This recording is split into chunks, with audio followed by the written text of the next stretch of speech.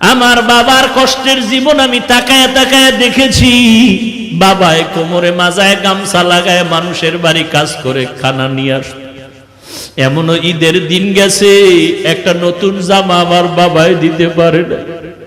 মাঝে মাঝে তাকায় দেখতাম আমার মায়ের কাছে বাবায় বসে বসে কান্না করে। আমি বলতাম, রে ও মা, বাবায় কেন কাঁদলো? মা বলতো, তোরে একটা জামা দিতে পারে নাই, দুঃখে তোর বাবায় কান্না করেছে। এমন কষ্টের জীবন বাড়ায়া তোমার ঘরে আসছি।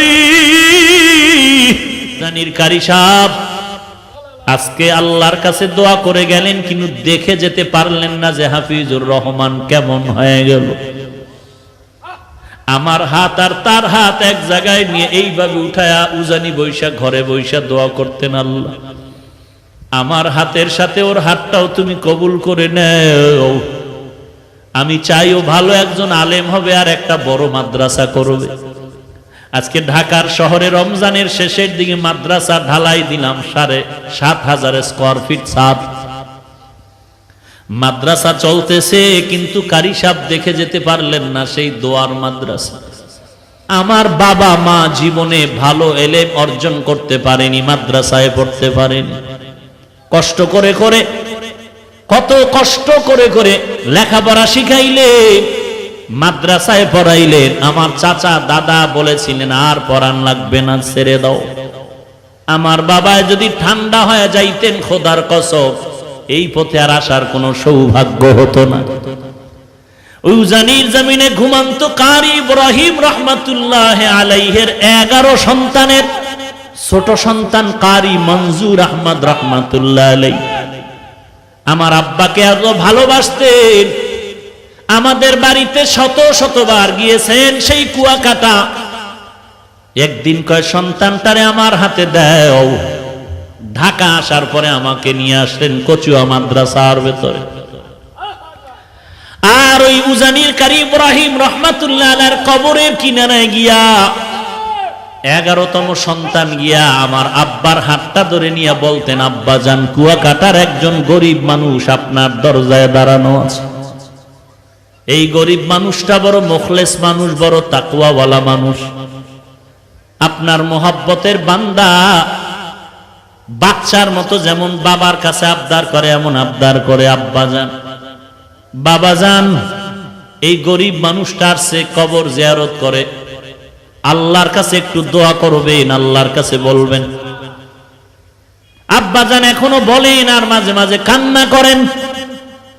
উজানির কারি মঞ্জুর আহমদ রহমাতুল্লাহ আলাইহি, যিনি চরমনায়ের বছরে 2 বার মাহফিলের স্টেজে সূরা হাশরের শেষ 3 আয়াত তেলাওয়াত করতেন, যার তেলাওয়াত এখনো ক্যাসেটে শুনলে চোখের পানি ধরে রাখা যায় না।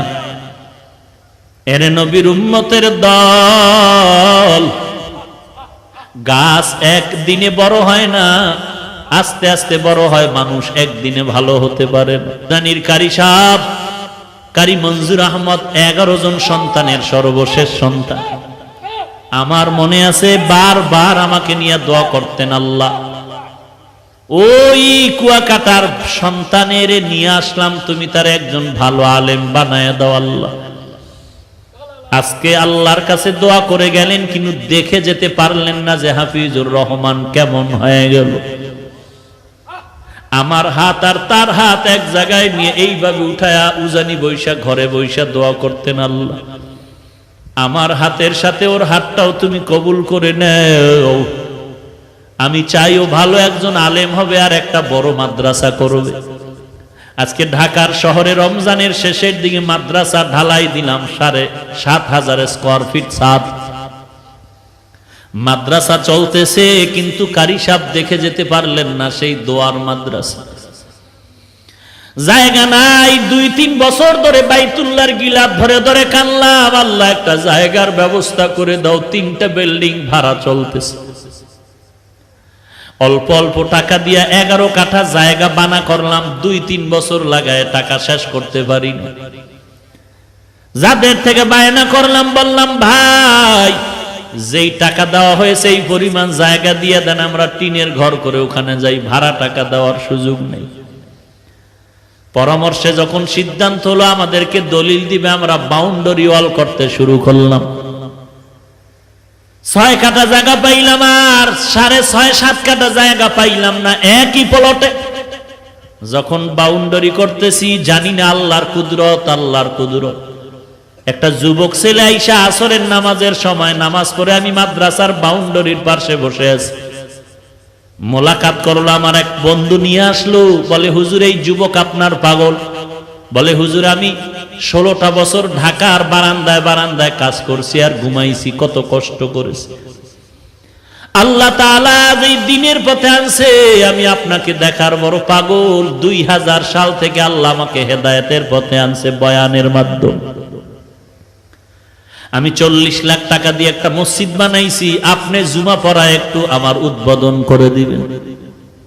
কথায় কথায় বলে হুজুর এই বাউন্ডারি কিসের? আমি বললাম এটা একটা মাদ্রাসা হচ্ছে। এত কম জায়গা কেন? আমি বললাম পুরাটাই ছিল, টাকা নাই। আল্লাহর বান্দা বলে হুজুর জায়গা লাগে 3 কাঠা নিয়ে নেন, আমি টাকার ব্যবস্থা করে দিচ্ছি। আল্লাহর কাছে তখন শুকর আদায় করলাম, রে মালিক বাইতুল্লাহর দোয়া তুমি খালি ফিরাইয়া দাও নাই। না হয় এই যুবকের আমি জীবনে দেখি নাই, যুবক আমারে দেখে নাই, কোথা থেকে তুমি কুদরতি ভাবে নিয়ে আসছো। এই রমাজানে ছাদ ঢালাই দিব, টাকা নাই, কত কিছু দরকার। 700-800 বস্তা সিমেন্ট লাগবে, রড লাগবে, ইট লাগবে, 42,000। কি করব? আমি একটা ইফতারের অনুষ্ঠান করে সবাইকে বললাম মাদ্রাসার এই হালাত দোয়া করবেন। এক বন্ধু বলে হুজুর সিমেন্ট যা লাগবে আমি একা পাঠায় দিচ্ছি ট্রাকে আগামীকালকের থেকে। 750 বস্তা সিমেন্ট পাঠায় দিলেন। আর এক আল্লাহর বান্দা বলে হুজুর আমি ট্রাকে আপনার 42,000 ইট আমি পাঠায় দিচ্ছি। রডের ব্যবস্থা নাই, এক আল্লাহর বান্দা রড দিলেন কিছু, আর এক বান্দা দিলেন। এরকম হতে হতে কাজ হয়ে গেল। দিনের কাজ এরকম বেজে থাকে না যদি ইখলাস নিয়ে চলা যায়। আল্লাহর অভাব নাই, বান্দার অভাব আছে, আমার মাওলার দরবারে অভাব নাই।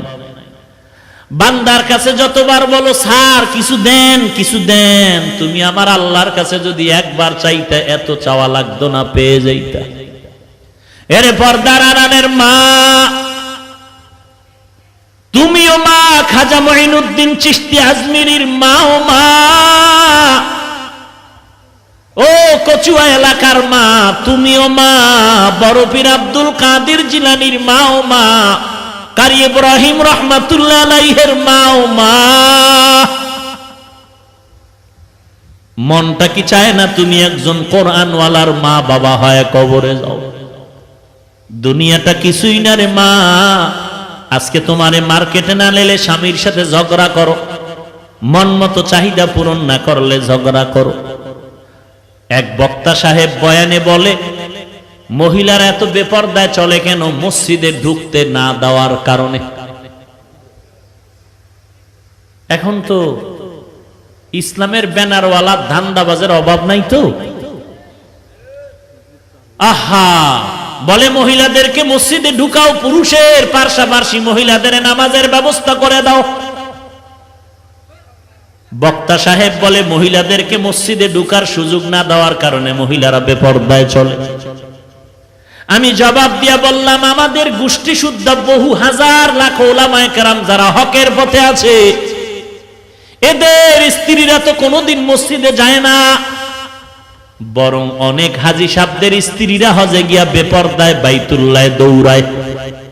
অথচ আমাদের মা, আমাদের চাচিদের নিয়ে হজ করলাম, আলহামদুলিল্লাহ আমাদের মা চাচির চেহারাটা মক্কায় বসিয়াও কেউ দেখতে পারে না। আর ওই চাপাবাজের দলেরা মেয়ে নিয়া, মহিলাদের নিয়ে হজে গিয়া কয় চেহারা খোলা রাখা যাবে, ফতুয়া একটু তিল পাইয়া তাল বানায়া পুরা বেপরদায় চলে, গুনাহ হয় খবর নাই, ফতুয়াবাজি করে। এরে নবীর উম্মতের দল, এরে পর্দার আড়ালের মা, তুমি একজন নারী হিসাবেই দুনিয়াতে বেঁচে থাকার জন্য আল্লাহ পাঠান নাই। তুমি একটা সন্তানের মা হিসাবেই পরিচয় দিলে চলবে না রে মা। তুমি একজন স্বামীর স্ত্রী পরিচয় দিলেই যথেষ্ট হবে না রে মা। তুমি একজন মায়ের কাছে সমাজ সমাজ আর জাতি অনেক কিছু পাওনাদার। তুমি মায়ের কাছে জাতি চায় একটা আলোকিত সন্তান, তুমি মায়ের কাছে জাতির আশা হলো আলোকিত একটা সমাজ। তুমি মায়ের কাছে জাতির আশা আলোকিত একটি পরিবার। ও পর্দার আড়ালের মা, তুমি যদি আলোকিত সন্তান দুনিয়াতে উপহার দিতে চাও, তুমি মা যদি একজন আলোকিত সন্তানের মাধ্যমে সমাজ আলোকিত করতে চাও, মা তোমার অনেক ত্যাগ স্বীকার করতে হবে। যেমন ত্যাগ স্বীকার করেছিলেন খাজা মঈনুদ্দিন চিশতি আজমিরির মা।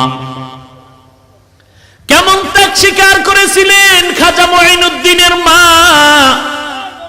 যেই খাজা মঈনুদ্দিনের খেদমতে ভারতের মধ্যে লক্ষ লক্ষ বিধর্মীরা কালেমা পড়েছে।